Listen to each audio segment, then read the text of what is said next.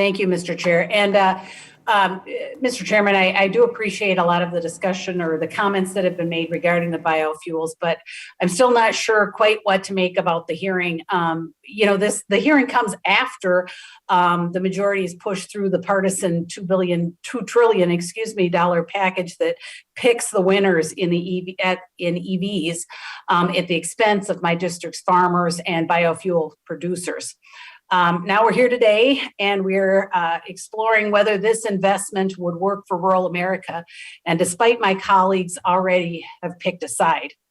Mr. Chairman, I would like to insert for the record the article from Wanda Patchy, a farmer in southern Minnesota, about what an EV mandate would mean for their livelihoods and the economic lifeblood of my state. So, without objection. Thank you, Mr. Chair. I agree with Mr. Cooper that liquid fuels are still here to stay, but because of that, biofuels will play an important role in reducing carbon emissions.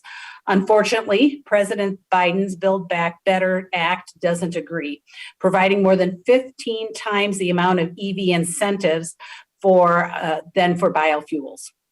Even further, I also saw the reports this morning that President Biden may be considering going back on their promise to producers in my district for annual biofuels volumes in fiscal year 2022.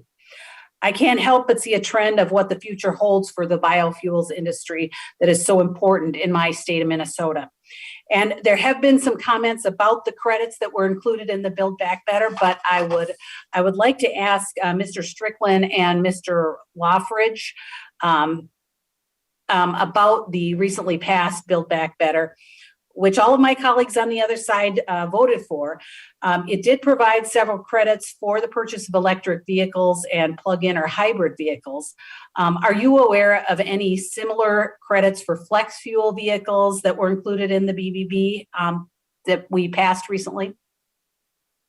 Representative, I am aware clearly of the electric vehicle credits, but I'm not as closely tied to BBB. I'll get back to you on that, but I'm not aware of it at this point.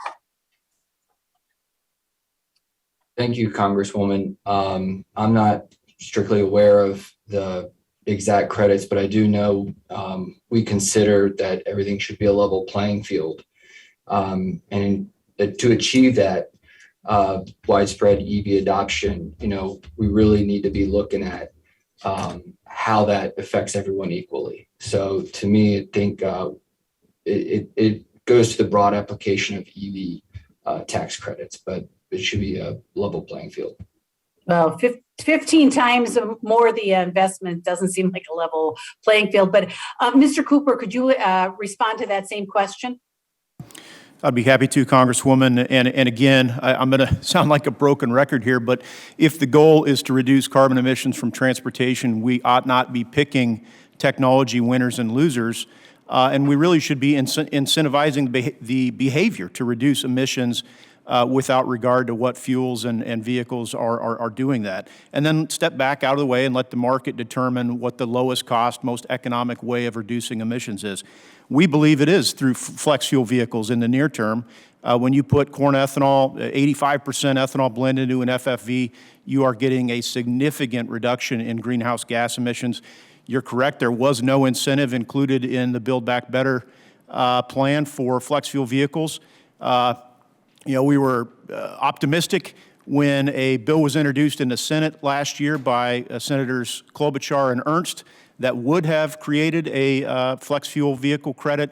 Unfortunately, that was not included in either the infrastructure plan or Build Back Better. So we're hoping that can be picked back up this year. And Mr. Cooper, just finally, I just have a few more seconds, but are you aware of any statements or inclinations from the Biden administration that they would support these same incentives be extended to vehicles that use higher blends of biofuels? I'm not aware of really the administration's position on FFVs at this point. We know there are also things EPA can do through its fuel economy or actually its tailpipe emission standards to help incentivize FFV production. That's what led to the 22 million FFVs we have on the road today was the EPA and NHTSA standards. Those credits are no longer available to automakers, and so yes, EPA plays a role in this as well, and would love to see those CAFE credits restored for flex fuel vehicles. Thank you, Mr. Cooper. And with that, I yield back, Mr. Chair.